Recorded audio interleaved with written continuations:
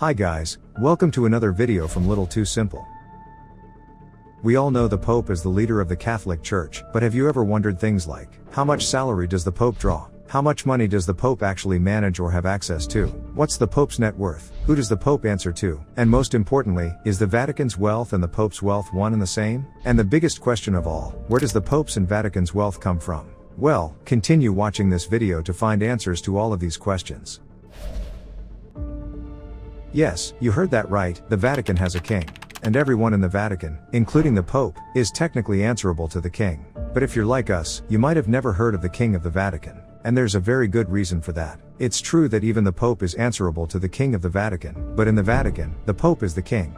Confused? We were too when we first came across this fact. Here's how it works. As soon as a cardinal is elected as the Pope, he automatically becomes the King of the Vatican. This piece of information is crucial because the king controls the Vatican's wealth, and since the Pope is the king, you might think he controls it too. However, in reality, even the king doesn't directly control the Vatican's wealth. That power lies with the Vatican's throne, commonly referred to as the Holy See. But going into those details would complicate things further, so for simplicity, let's assume that the king controls the Vatican's wealth, and remember, the Pope and the king are the same person. By this point, you might be wondering, if the Vatican's wealth is controlled by the king, and the king and Pope are one and the same, does that mean the Vatican's wealth can be considered the Pope's wealth? Well, the answer is complicated, but we'll try to simplify it as much as possible in the following sections. The Vatican's wealth includes everything that the Vatican or the Holy See owns all over the world, and the income these assets generate. The Vatican's wealth comes from a variety of sources, including donations from Catholics worldwide, which amounted to around €252 million in 2019. A vast investment portfolio estimated to be worth over €5 billion, including stocks, bonds, and real estate investments across industries like energy, technology, and finance. Extensive real estate properties in Rome, Italy, and other countries, including a property portfolio in London worth an estimated €1.7 billion. Many of these properties are rented or used for commercial purposes, generating significant revenue. Additionally, the Vatican owns one of the largest and most valuable art collections in the world, with over 70,000 works, paintings, sculptures, and other priceless treasures. The Vatican also operates several business ventures, including a publishing company, a television station, and the Vatican Bank, officially known as the Institute for the Works of Religion, IOR. Founded in 1942, the Vatican Bank manages the Church's finances and investments. Although it has faced controversies and scandals over the years, it has undergone major reforms to improve transparency. In 2018, the Vatican Bank reported assets exceeding €5.6 billion. On top of all this, the Vatican earns substantial income from tourism, as millions of visitors come to the Holy City every year. All combined, some experts estimate that the Vatican's total wealth could be as high as $15 billion.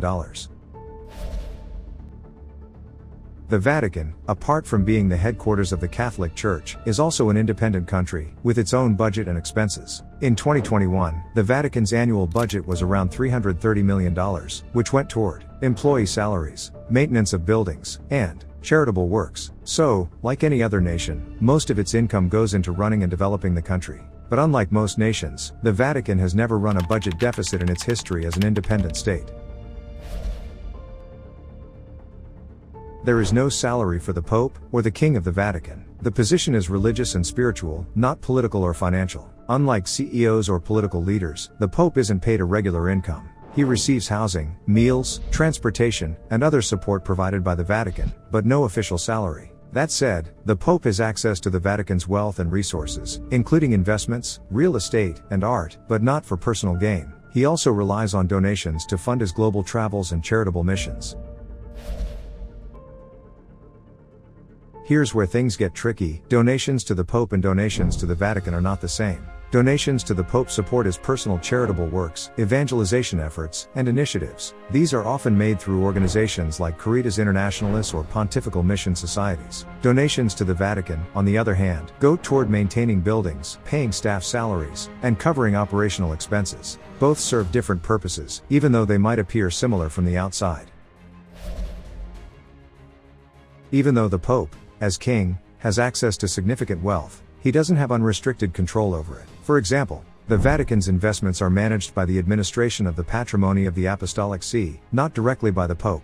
The Vatican's art collections are managed by the Vatican museums, and the Pope cannot sell or dispose of any artwork. In essence, while the Pope oversees the Vatican's resources, he cannot use them for personal enrichment. All these assets are meant to serve the religious and charitable mission of the Catholic Church.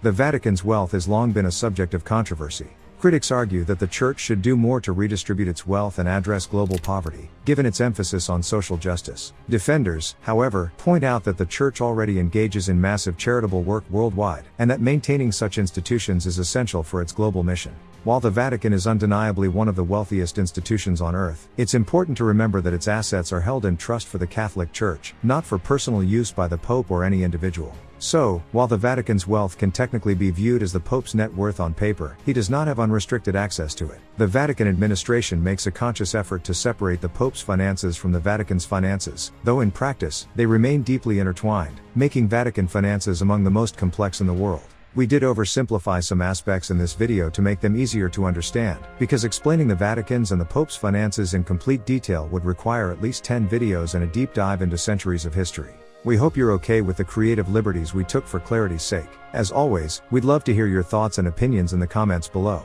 Don't forget to like, share, and subscribe for more videos like this.